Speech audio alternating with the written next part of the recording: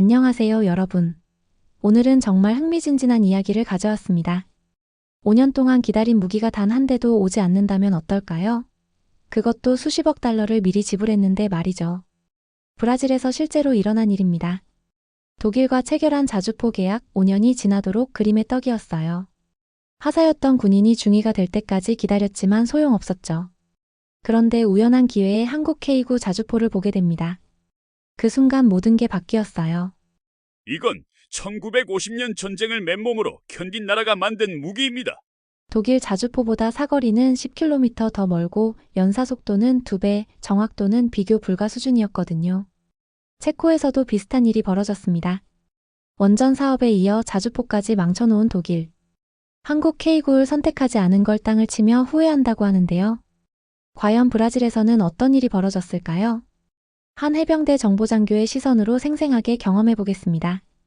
독일 무기에 대한 환상이 무너지고 한국 방산의 진짜 실력을 깨닫게 되는 충격적인 이야기. 지금 시작합니다. 저는 브라질 해병대 정보장교 엘레나 카스트로 중위입니다. 리우데자네이루 해병기지 작전실에서 독일 자주포 납품 현황 보고서를 바라보며 분노가 치밀어 오르고 있었죠. 2018년에 체결한 독일 PGH-2000 자주포 계약 무려 5년이 지났는데 단 한 대도 들어오지 않았거든요. 책상 위에 놓인 파일을 넘기며 한숨을 내쉬었습니다. 48대 도입 예정이었던 자주포는 여전히 서류 속에만 존재했어요. 독일 측은 매번 똑같은 답변만 반복했죠. 기술적 문제, 생산 지연, 품질 검증 등등 온갖 핑계를 댔습니다. 엘레나, 또 그 보고서를 보고 있나? 아버지 파울로 장군의 목소리가 들렸어요. 저는 고개를 들어 아버지를 바라봤습니다. 아버지, 정말 화가 나요. 5년 전에 아버지가 한국 K9를 주장하셨을 때 왜 아무도 듣지 않았을까요? 아버지는 의자에 앉으며 쓸쓸하게 웃었습니다. 그때 국방부 회의에서 내가 한국 무기를 언급하자 모두들 코웃음을 쳤지. 독일제가 최고라는 고정관념이 너무 강했어. 유럽 무기에 대한 맹신, 그리고 독일과의 외교 관계를 중시하는 분위기 때문이었지. 저는 주먹을 꽉 쥐었어요. 그 사이 브라질 해병 포병대는 훈련조차 제대로 못하고 있었거든요. 낡은 견인포로만 연습하는 포병들을 볼 때마다 가슴이 미어졌습니다. 우리 해병들이 실전에서 어떻게 싸우라는 거죠? 21세기의 2차 대전 시절 장비로요? 창밖으로 훈련장이 보였어요. 포병들이 40년 된 견인포를 끌고 이동훈련을 하고 있었습니다. 자주포가 있었다면 몇 분이면 끝날 일을 1시간 넘게 걸려서 하고 있었죠. 저는 자괴감에 빠졌습니다. 독일 놈들이 우리를 우롱하고 있어요. 제가 독일어로 된 지연 통보서를 집어들며 말했어요. 매년 다음 해라고만 하고 구체적인 일정은 절대 알려주지 않아요. 이게 계약이라고 할 수 있나요? 아버지가 무거운 표정으로 고개를 끄덕였습니다. 엘레나, 이제는 정말 변화가 필요한 때야. 국민들도 알아야 해. 우리가 얼마나 바보 같은 일을 했는지 말이다. 일주일 뒤 독일 크라우스 마파이 본사에서 공식 답변이 왔습니다. 저는 그 메일을 읽으며 치를 떨었어요. 우크라이나 전쟁으로 인한 생산량 부족, 브라질 주문부는 2024년으로 연기됩니다. 또다시 다음 해였죠. 아버지와 함께 국방부 회의실에 들어섰을 때 분위기는 싸늘했습니다. 국방차관 마르코스 실바가 회의를 주재하고 있었어요. 독일 측 답변을 모두 검토했습니다. 하지만 우리에게는 시간이 없어요. 저는 손을 들고 발언했습니다. 차관님, 독일은 우크라이나를 핑계로 대고 있지만 실상은 다릅니다. 폴란드나 노르웨이 같은 나토 회원국 우선 공급하고 우리는 계속 뒤로 밀리고 있어요. 회의실이 조용해졌어요. 참석자들 모두 같은 생각을 하고 있었죠. 독일이 브라질을 우선순위에서 제외하고 있다는 것 말입니다. 그날 오후 언론에서 터졌습니다. 5년 기다린 고철 계약, 브라질 해병대는 언제까지 기다려야 하나 글로보 뉴스가 일면에 보도했어요. 인터넷 댓글들이 불타오르기 시작했습니다. 저는 소셜미디어를 확인하며 놀랐어요. 시민들이 분노하고 있었거든요. 우리 세금으로 독일 놈들 배불리는 거 아니야? 5년 동안 뭘 한 거냐? 댓글들이 쏟아져 나왔습니다. 아버지가 제 사무실로 찾아왔어요. 엘레나, 이제 국민들이 직접 알게 됐다. 정부도 더 이상 모른 척 할 수 없을 거야. 아버지의 표정에는 묘한 만족감이 서려 있었습니다. 저는 창밖을 바라보며 말했어요. 아버지, 만약 전쟁이 터진다면 우리 해병들은 어떻게 싸울까요? 적이 최신 무기로 공격해 올 때 우리는 맨손으로 막아야 하는 건가요? 그래서 변화가 필요한 거다. 아버지가 단호하게 말했습니다. 독일에 대한 환상을 버릴 때가 왔어. 이제는 실용적으로 생각해야 한다. 그날 밤 뉴스에서 여론조사 결과가 나왔어요. 브라질 국민 73%가 독일 자주포 계약 재검토를 요구했습니다. 변화의 바람이 불기 시작했죠. 저는 브라질 해병대 정보장교 엘레나 카스트로 중위입니다. 리우데자네이루 해병기지 작전실에서 독일 자주포 납품 현황 보고서를 바라보며 분노가 치밀어 오르고 있었죠. 2018년에 체결한 독일 PGH 2000 자주포 계약 무려 5년이 지났는데 단 한 대도 들어오지 않았거든요. 책상 위에 놓인 파일을 넘기며 한숨을 내쉬었습니다. 48대 도입 예정이었던 자주포는 여전히 서류 속에만 존재했어요. 독일 측은 매번 똑같은 답변만 반복했죠. 기술적 문제, 생산 지연, 품질 검증 등등 온갖 핑계를 댔습니다. 엘레나, 또 그 보고서를 보고 있나? 아버지 파울로 장군의 목소리가 들렸어요. 저는 고개를 들어 아버지를 바라봤습니다. 아버지 정말 화가 나요. 5년 전에 아버지가 한국 K고를 주장하셨을 때 왜 아무도 듣지 않았을까요? 아버지는 의자에 앉으며 쓸쓸하게 웃었습니다. 그때 국방부 회의에서 내가 한국 무기를 언급하자 모두들 코웃음을 쳤지. 독일제가 최고라는 고정관념이 너무 강했어. 유럽 무기에 대한 맹신, 그리고 독일과의 외교 관계를 중시하는 분위기 때문이었지. 저는 주먹을 꽉 쥐었어요. 그 사이 브라질 해병 포병대는 훈련조차 제대로 못하고 있었거든요. 낡은 견인포로만 연습하는 포병들을 볼 때마다 가슴이 미어졌습니다. 우리 해병들이 실전에서 어떻게 싸우라는 거죠? 21세기의 2차 대전 시절 장비로요? 창밖으로 훈련장이 보였어요. 포병들이 40년 된 견인포를 끌고 이동훈련을 하고 있었습니다. 자주포가 있었다면 몇 분이면 끝날 일을 1시간 넘게 걸려서 하고 있었죠. 저는 자괴감에 빠졌습니다. 독일 놈들이 우리를 우롱하고 있어요. 제가 독일어로 된 지연 통보서를 집어들며 말했어요. 매년 다음 해라고만 하고 구체적인 일정은 절대 알려주지 않아요. 이게 계약이라고 할 수 있나요? 아버지가 무거운 표정으로 고개를 끄덕였습니다. 엘레나, 이제는 정말 변화가 필요한 때야.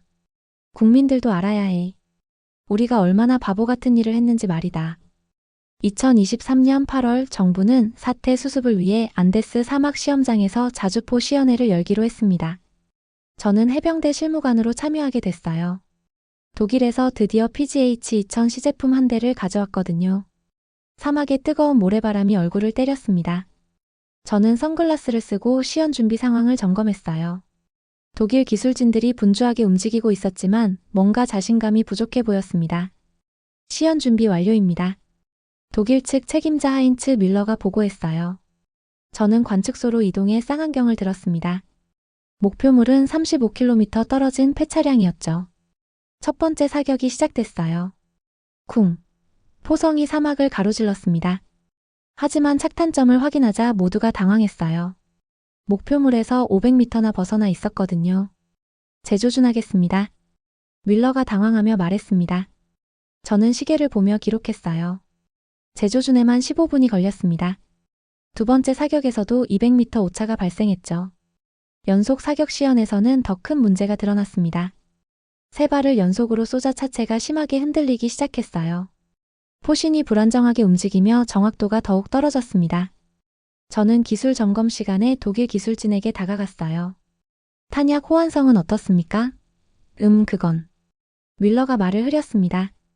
브라질이 보유한 155mm 탄약과 호환되지 않는다는 뜻이었죠. 통신 모듈 테스트에서는 치명적 결함이 발견됐습니다. 브라질 해병대 지휘소와 연결이 계속 끊어졌어요. 암호화 방식도 달라서 실시간 정보 공유가 불가능했습니다. 저는 머리를 감싸쥐었어요. 5년을 기다린 자주포가 이 정도 수준이라니. 실전에서는 아예 쓸 수 없는 장비였습니다. 그때 뒤에서 목소리가 들렸어요. 혹시 추가 시연을 보실 의향이 있으십니까? 한국인 남성이 영어로 말하고 있었습니다. 저는 고개를 돌려 그를 바라봤어요. 저는 한국 방산업체 관계자 도민준입니다. 저는 브라질 해병대 정보장교 엘레나 카스트로 중위입니다. 리우데자네이루 해병기지 작전실에서 독일 자주포 납품 현황 보고서를 바라보며 분노가 치밀어 오르고 있었죠. 2018년에 체결한 독일 PGH 2000 자주포 계약 무려 5년이 지났는데 단 한 대도 들어오지 않았거든요. 책상 위에 놓인 파일을 넘기며 한숨을 내쉬었습니다. 48대 도입 예정이었던 자주포는 여전히 서류 속에만 존재했어요. 독일 측은 매번 똑같은 답변만 반복했죠. 기술적 문제, 생산 지연, 품질 검증 등등 온갖 핑계를 댔습니다. 엘레나, 또 그 보고서를 보고 있나? 아버지 파울로 장군의 목소리가 들렸어요. 저는 고개를 들어 아버지를 바라봤습니다. 아버지, 정말 화가 나요. 5년 전에 아버지가 한국 K구를 주장하셨을 때 왜 아무도 듣지 않았을까요? 아버지는 의자에 앉으며 쓸쓸하게 웃었습니다. 그때 국방부회의에서 내가 한국 무기를 언급하자 모두들 코웃음을 쳤지. 독일제가 최고라는 고정관념이 너무 강했어. 유럽 무기에 대한 맹신, 그리고 독일과의 외교 관계를 중시하는 분위기 때문이었지. 저는 주먹을 꽉 쥐었어요. 그 사이 브라질 해병 포병대는 훈련조차 제대로 못하고 있었거든요. 낡은 견인포로만 연습하는 포병들을 볼 때마다 가슴이 미어졌습니다. 우리 해병들이 실전에서 어떻게 싸우라는 거죠? 21세기의 2차 대전 시절 장비로요? 창밖으로 훈련장이 보였어요. 포병들이 40년 된 견인포를 끌고 이동훈련을 하고 있었습니다. 자주포가 있었다면 몇 분이면 끝날 일을 1시간 넘게 걸려서 하고 있었죠. 저는 자괴감에 빠졌습니다. 독일 놈들이 우리를 우롱하고 있어요.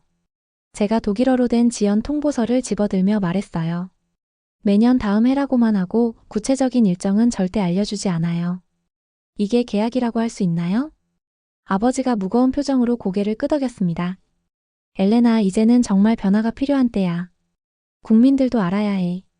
우리가 얼마나 바보 같은 일을 했는지 말이다. 도민준 팀장은 정중하게 명함을 건넸습니다. 저는 명함을 받아보며 놀랐어요. 하나시스템 남미 총괄 팀장이었거든요.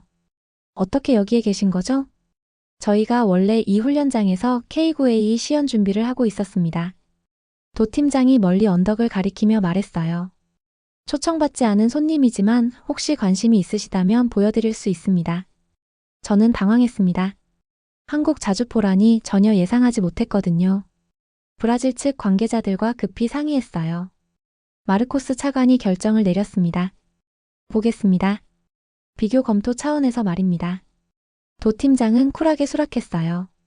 30분 후에 준비하겠습니다. 그의 여유 있는 태도가 인상적이었습니다. 독일 기술진들과는 확연히 다른 자신감이 느껴졌어요. 저는 도 팀장을 따라 언덕 너머로 이동했습니다. 거기에는 K9A 자주포가 모래 위에 당당히 서 있었어요. 독일 PGH 2000보다 조금 작아 보였지만 뭔가 더 견고한 느낌이었습니다. 이 장비의 특징은 무엇입니까? 제가 물었어요. 도 팀장이 자주포를 쓰다듬으며 대답했습니다. 실전에서 검증된 무기라는 점입니다. 이미 9개국이 사용하고 있고 분쟁 지역에서도 그 성능을 입증했죠. 한국 기술진들이 재빠르게 시연 준비를 했어요. 독일 팀과 달리 모든 동작이 체계적이고 신속했습니다. 마치 수백 번 반복한 것처럼 자연스러웠죠.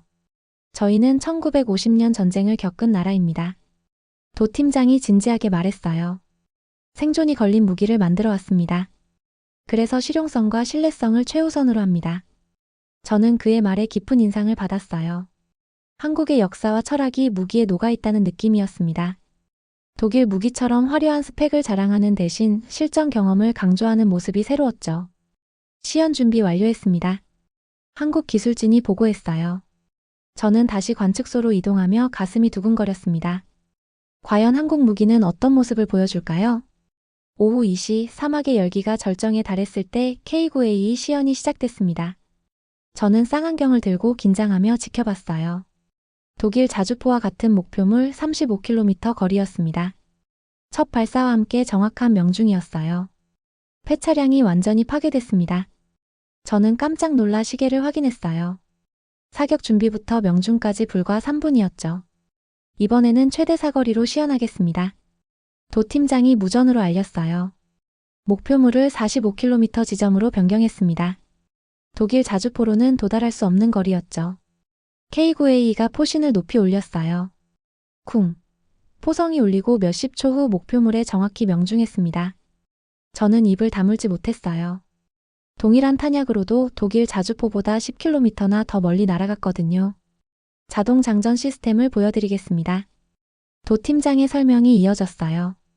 K9A는 연속으로 포탄을 장전하며 분당 6발씩 쏘기 시작했습니다.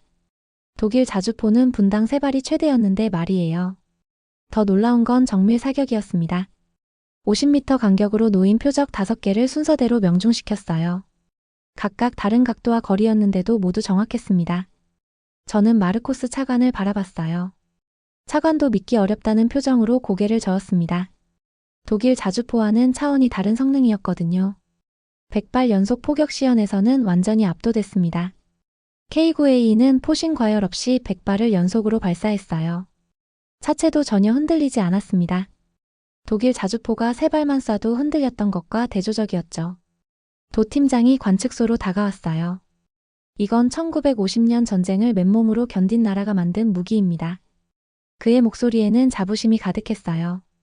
화려함보다는 생존을 위해, 스펙보다는 실전을 위해 만들어졌습니다. 저는 전율을 느꼈어요. 무기 너머에 담긴 철학과 역사가 전해져 왔거든요. 한국이라는 나라가 어떤 시련을 겪으며 이런 무기를 만들게 됐는지 이해할 수 있었습니다. 탄약 호환성은 어떻습니까? 제가 물었어요. 완벽합니다. 브라질이 보유한 모든 155mm 탄약과 호환됩니다. 도 팀장이 자신 있게 답했습니다. 그날 시연을 지켜본 저는 완전히 충격을 받았어요. 한국 방산 기술력에 대한 모든 편견이 무너져 내렸습니다. 시연이 끝나고 리우데자네이루로 돌아와 저는 곧바로 보고서 작성에 들어갔습니다. 한국 K9A의 성능 데이터를 정리하며 여전히 믿기지 않았어요. 독일 자주포와의 격차가 이렇게 클 줄 몰랐거든요. 엘레나, 보고서 다 작성했나? 아버지가 제 사무실로 들어오며 물었어요. 네, 아버지. 하지만 이 내용을 본국에 보내면 큰 파장이 일 것 같아요. 저는 컴퓨터 화면을 가리키며 설명했습니다. 사거리 차이만 10km, 연사속도는 2배, 정확도는 비교 불가 수준입니다. 게다가 우리 탄약과 완벽 호환이에요. 아버지의 표정이 진지해졌어요. 그럼 독일 놈들이 우리에게 팔려던 건 고철 덩어리였다는 얘기구나. 맞습니다. 5년 동안 우리를 속인 거죠. 저는 보고서를 국방부로 송부했습니다. 이 시간 후 마르코스 차관에게서 긴급 전화가 왔어요. 엘레나 중위, 보고서 내용이 사실입니까? 네, 제가 직접 확인한 내용입니다. 다음날 국방부는 발칵 뒤집혔습니다. 독일 무기를 끝까지 옹호하는 외교 라인과 성능 우선을 주장하는 실무진 간의 격렬한 논쟁이 시작됐어요. 독일과의 외교 관계를 생각해야 합니다. 외무부 차관보 카를로스 메네지스가 회의에서 강하게 주장했어요. 계약을 일방적으로 파기하면 국제적 신뢰도에 문제가 생깁니다.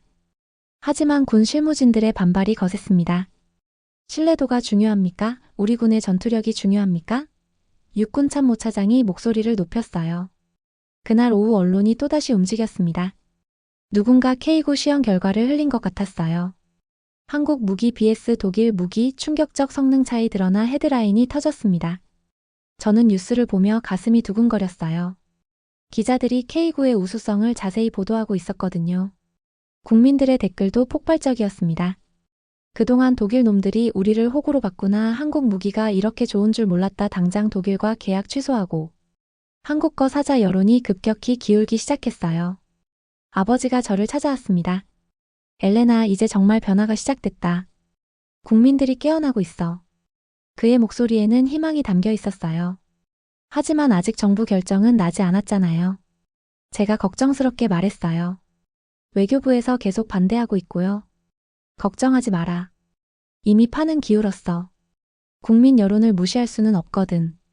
아버지가 확신에 찬 목소리로 말했습니다. 일주일 후 브라질리아 국방부 브리핑룸에는 기자들이 가득 모여 있었습니다. 저는 텔레비전으로 생중계를 지켜보고 있었어요. 국방장관 알베르토 고메스가 단상에 올라섰습니다. 국민 여러분, 그리고 언론인 여러분. 고메스 장관의 목소리가 무겁게 울렸어요. 브라질 국방부는 중대한 발표를 하겠습니다. 저는 숨을 죽이며 화면을 바라봤습니다. 이 순간이 브라질 국방사의 분수령이 될 거라는 예감이 들었어요. 우리는 지난 5년간 독일과 체결한 자주포 계약의 문제점을 심각하게 검토했습니다. 장관이 단호하게 말했어요. 결론적으로 이 계약은 브라질의 국익에 도움이 되지 않습니다. 기자들이 술렁이기 시작했어요. 저는 아버지를 바라봤습니다. 아버지의 얼굴에 미소가 번졌어요. 따라서 브라질 정부는 성능 중심의 새로운 기준으로 자주포 도입을 재검토하겠습니다. 고메스 장관이 핵심을 발표했어요. 우리는 스펙이 아닌 실전 성능으로 결정할 것입니다. 한 기자가 손을 들었어요. 장관님, 그럼 한국 K9 도입을 검토한다는 뜻입니까? 그렇습니다. 한국 K9를 포함해 모든 옵션을 열어두고 재평가하겠습니다. 저는 가슴이 뛰는 걸 느꼈어요. 드디어 정부가 공식적으로 한국 무기 도입 검토를 발표한 거였거든요. 사실상 독일과의 관계 종결 선언이나 다름없었습니다. 독일 측과는 어떻게 할 예정입니까? 또 다른 기자가 질문했어요. 우리는 5년 동안 충분히 기다렸습니다. 더 이상 기다릴 수 없어요. 소셜미디어가 폭발했습니다. 저는 스마트폰으로 실시간 반응을 확인했어요. 드디어 정신 차렸네. 한국 K9 만세. 독일은 이제 안녕 댓글들이 쏟아져 나왔습니다. 트위터에서는 브라질도 이제 K9를 갖자라는 해시태그가 트렌드 1위에 올랐어요. 국민들이 환호하고 있었습니다. 저는 눈시울이 붉어지는 걸 느꼈어요. 5년 동안의 답답함이 드디어 해소되는 순간이었거든요. 아버지가 제 어깨를 다독였습니다. 엘레나, 네가 쓴 보고서가 이 모든 변화의 시작이었다. 아버지가 자랑스럽게 말했어요. 이제 우리 해병들이 진짜 무기를 갖게 될 거야. 그날 밤 독일 대사관에서 항해 성명을 발표했지만 이미 늦었습니다. 브라질 국민들의 마음은 이미 한국으로 향하고 있었어요. 변화의 바람이 거세게 불고 있었습니다. 2023년 10월 저는 브라질 방산대표단의 일원으로 인천공항에 발을 내디뎠습니다. 서울의 가을 하늘이 맑고 청명했어요. 마르코스 차관을 비롯해 군 고위 관계자들이 함께였습니다. 공항에서 도민준 팀장이 저희를 맞이했어요. 엘레나 중위님, 다시 뵙게 되어 영광입니다. 그가 따뜻하게 인사했습니다. 저는 기쁘게 악수를 나눴어요. 한국에 오신 것을 환영합니다. 하나시스템 관계자들이 정중하게 인사했어요. 독일에서 받았던 차가운 대우와는 완전히 달랐습니다. 진심 어린 환대가 느껴졌어요. 다음 날 경기도 구리시 하나시스템 생산 공장을 방문했습니다. 거대한 조립 라인에서 K9A들이 체계적으로 제작되고 있었어요. 저는 감탄했습니다. 정말 인상적이네요. 저희는 월 8대씩 생산이 가능합니다. 공장장이 설명했어요. 브라질 주문부는 우선순위로 처리할 예정입니다. 독일이 5년 동안 못 준 걸 한국은 1년 안에 해결하겠다는 얘기였죠. 기술진과의 회의에서 놀라운 제안이 나왔어요. 브라질의 생산 라인 이전도 검토할 수 있습니다. 도 팀장이 말했어요. 기술 이전과 함께 브라질에서 직접 생산하는 방안 말입니다. 마르코스 차관이 눈을 반짝였어요. 그럼 우리도 K9를 만들 수 있다는 건가요? 물론입니다. 단순한 무기 판매가 아니라 진정한 파트너십을 원합니다. 저는 전율을 느꼈어요. 독일은 5년 동안 무기 하나 제대로 주지 못했는데 한국은 기술까지 나누겠다고 하는 거였거든요. 용산 전쟁기념관을 방문했을 때 더욱 감동받았습니다. 한국 전쟁 관련 전시를 보며 이 나라가 겪은 참혹한 전쟁을 이해할 수 있었어요. 이래서 한국 무기가 이렇게 실용적인 거구나. 저희 할아버지도 이 전쟁에 참전하셨습니다. 도 팀장이 조용히 말했어요. 그래서 저희는 생존을 위한 무기를 만듭니다. 화려함이 아니라 실전성을 추구하죠. 회의 마지막 날, 브라질 측은 K9A 48대 도입과 함께 군사협력 확대까지 논의했습니다. 한국의 전투기, 함정, 기타 방산 장비까지 포괄하는 대규모 협력이었어요. 독일과는 차원이 다르군요. 차관이 감탄했어요. 이게 진정한 방산 협력이죠. 저도 완전히 동감했습니다. 공항으로 향하는 버스에서 저는 창밖을 바라봤어요. 한국의 발전상이 눈에 들어왔습니다.